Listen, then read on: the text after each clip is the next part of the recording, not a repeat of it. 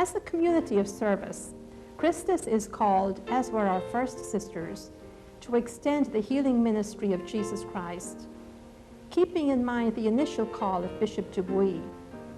Our Lord Jesus Christ, suffering in the persons of a multitude of sick and infirm of every kind, seeks relief at your hands.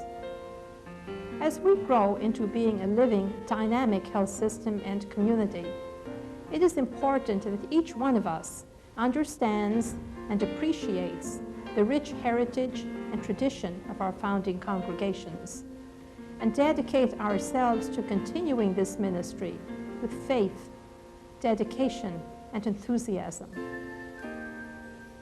I invite each of you now to relax and enter into this story of profound faith, courage, and joy.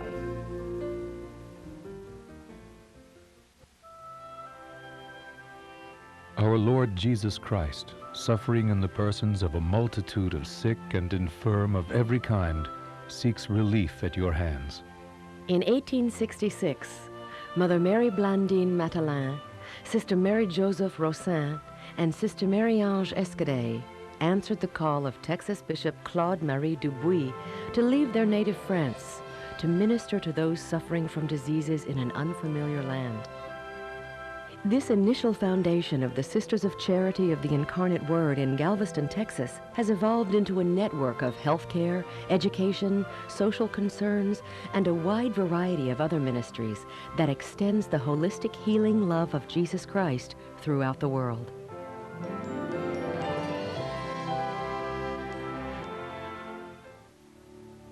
Trusting in the grace and love of Jesus Christ, the three founding sisters ministered to the spiritual and physical needs of their patients in the small building in Galveston called the Charity Hospital. Several months after the hospital opened, Galveston endured the worst yellow fever outbreak in its history. Mother Blandine and Sister Marie-Ange fell ill with the fever. 3 days after contracting the fever, Mother Blandine died, leaving the little community with only 2 sisters. But not for long. Other sisters from France endured the dangerous overseas journey to answer Bishop Dubuis' call. Their strong commitment and love of God breathed new life into the fledgling congregation. Determination, patience, and perseverance, together with soap and water, worked wonders. Sister Ignatius Young. Relying on the power of prayer, hard work, and the generosity of those around them, the little congregation thrived. The sisters opened a private school on one floor of the hospital. This provided a regular source of income. Orphans were taken in on a floor of the hospital. Charity Hospital changed its name to St. Mary's Infirmary. The sisters contracted to care for U.S. Marines for $1 a day. As more women arrived from Europe, the congregation opened a new orphanage. The children who lived in the hospital now had their own home. In 1869, the burgeoning community of San Antonio was desperate for health care. The people pleaded with Bishop Dubuis to open a hospital there. 3 sisters from Galveston braved the 289-mile wagon journey through the Texas wilderness to San Antonio in March of 1869. Mother Madeleine Cholet, Sister Agnes Buisson, and Sister Saint-Pierre Saint-Coin established Santa Rosa Infirmary later that year. No one will ever know of the patient, self-sacrificing administrations of the noble sisters who stood at the bedside and watched over the sufferer. These sisters expect not, nor do they desire to receive any compensation in this life, save the secret consolation and satisfaction of knowing that they have lived for others. The San Antonio Daily Times. These sisters established a mother house and became a separate congregation, the Sisters of Charity of the Incarnate Word of San Antonio. The San Antonio congregation grew. Women came from Holland, Poland, France, Prussia, Canada, Germany, Mexico, Ireland, Switzerland, Spain, and the United States. As the San Antonio congregation had opened several schools in Texas, citizens in other states and Mexico pleaded for more educators. From 1894 until 1906, the congregation established several schools in Mexico. In 1881, the state of Texas granted the San Antonio congregation a charter to establish a 4-year women's college, Incarnate Word Academy. Today, this institution is the University of the Incarnate Word, a coeducational campus that offers undergraduate and graduate degrees with an enrollment of several thousand students. During this time, healthcare facilities and orphanages were also being established across the country. The Sisters of Charity of the Incarnate Word were there, in San Angelo, in Corpus Christi, in Dallas and El Paso, at a railroad hospital in Sedalia, Missouri, in St. Louis, Oklahoma, in Mexico. In 1911, the Bishop of Dallas asked the San Antonio congregation to take the helm of the failing St. Joseph's Infirmary in Paris, Texas. They arrived by train and had to lug their bags the 1.5 miles to St. Joseph's, where they immediately began cleaning the infirmary. By the end of the day, the sisters were too tired to eat. The anti-Catholic segment of the town, especially the Ku Klux Klan, posed a grave threat to the sisters. The Klan burned a cross on the lawn of the infirmary. The sisters eventually won the support of the people in the town. New opportunities to carry the healing power of Jesus included opening homes for elderly poor people, such as St. Francis Home for the Aged in San Antonio. In 1890, the sisters opened St. John's Orphanage in San Antonio, a 4.5-story Gothic Victorian building on the grounds of Santa Rosa. For 22 years, the orphanage provided a safe harbor for as many as 100 children at a time. On October 20th, 1912, a fire raked through the building, destroying the structure in 2 hours and killing 5 sisters and 3 children.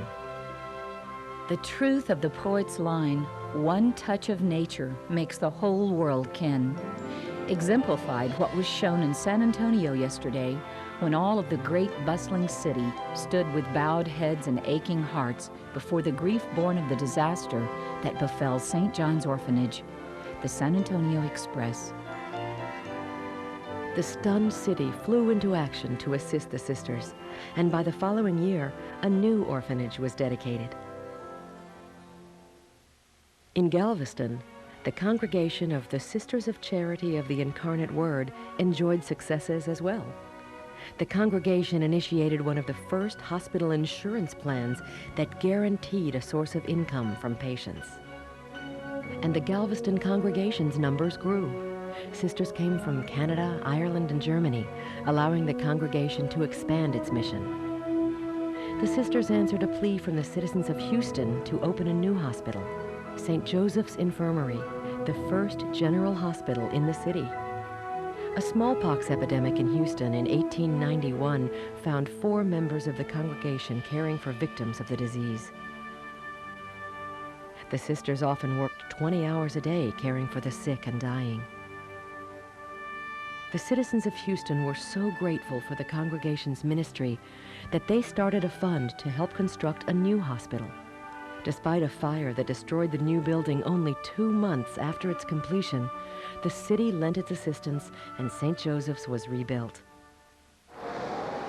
In 1900, the worst storm in U.S. history hit Galveston. The orphanage at Galveston sat on the shores of the Gulf of Mexico. That September Saturday, the sisters brought the children together as the water rose. Each of the 10 sisters in that building tied 6 to 8 orphans to her body with clothesline. To calm the children, they sang. We were in the chapel, praying. As the water rose, we were told to go to the upper story. The wind and waves shook the building. There was a terrible crash. The building collapsed. When we came to ourselves, we were clinging to a tree. 90 children and all 10 of the sisters perished in the storm. Only 3 boys survived. The congregation did not waver. The sisters rebuilt the orphanage and opened hospitals, schools, and other orphanages. In 1928, the congregation moved its generalate to Houston.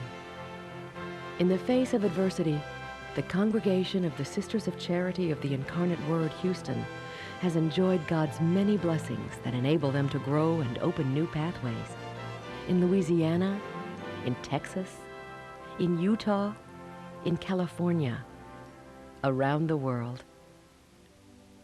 From our very humble beginnings in Galveston, our congregation has spread the ministry of Jesus Christ to other communities, states, and nations.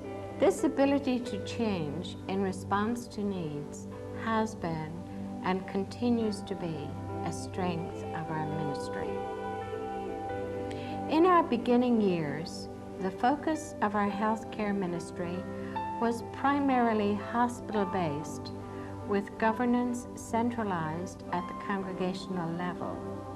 In the 1950s, we began a decentralized governance process, and within the next decade began the concept of shared central services. This internal restructuring eventually became the Sisters of Charity Healthcare System, SCH. Through visionary leadership, our healthcare ministry, organized into the SCH system, began an era of unprecedented growth, advancing into communities needing help. In the 1990s, we actively began to build collaborative relationships with others. It has been a time of seeking new and innovative ways of delivering quality healthcare services that are affordable and accessible for everyone. To do this, we have frequently had to move outside the bricks and mortar of our hospitals and into the community. In all of the areas where our congregation ministers, the call of our founder, Bishop Dupuy, is as alive and relevant as it was more than 130 years ago. The congregation in San Antonio also flourished.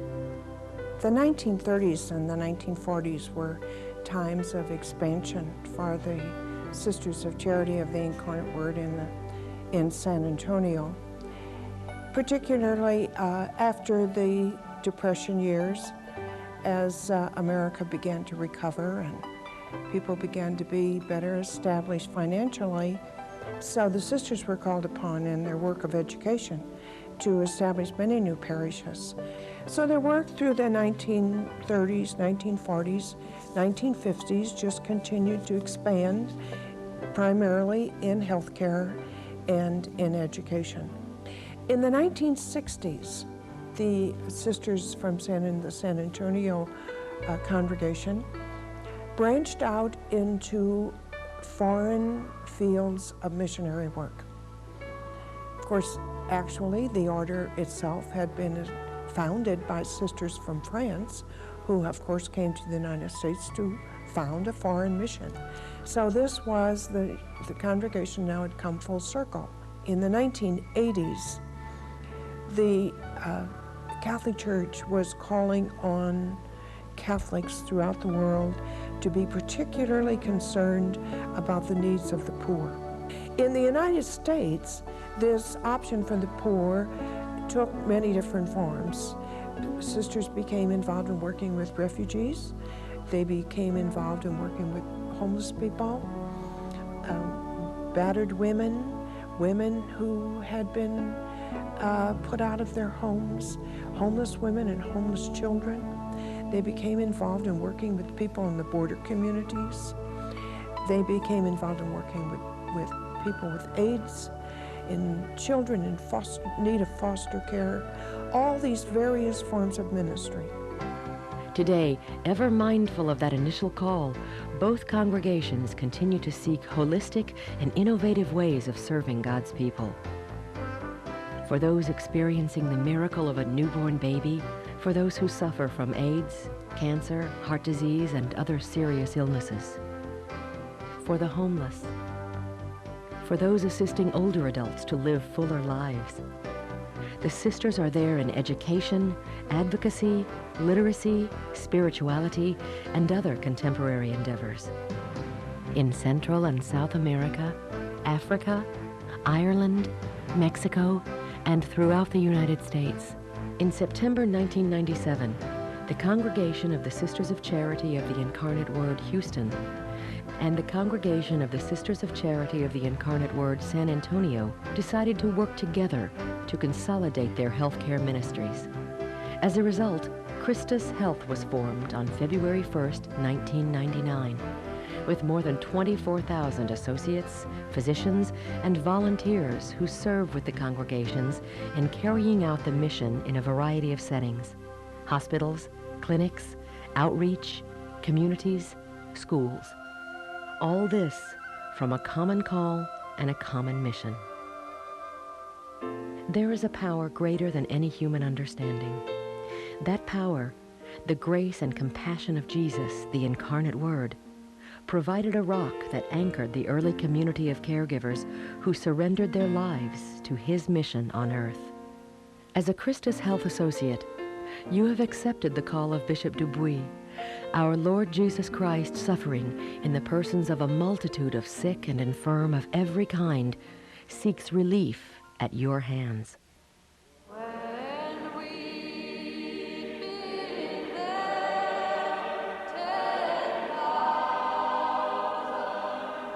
You walk in the footsteps of the pioneering sisters who came to this country, strangers in a strange land, who endured hunger, epidemics, exhaustion, bigotry, and disasters to bring the holistic healing power of our Lord Jesus Christ to those in need. You face many challenges in today's world. Are you prepared to work with dedication and compassion to serve the poor and those most in need? To give of yourself as a living example of God's love? Through living our core values of dignity, integrity, excellence, compassion, and stewardship, you as associates are answering this same call, a call to heal the sick and serve the poor that Bishop Dubuis made more than 135 years ago.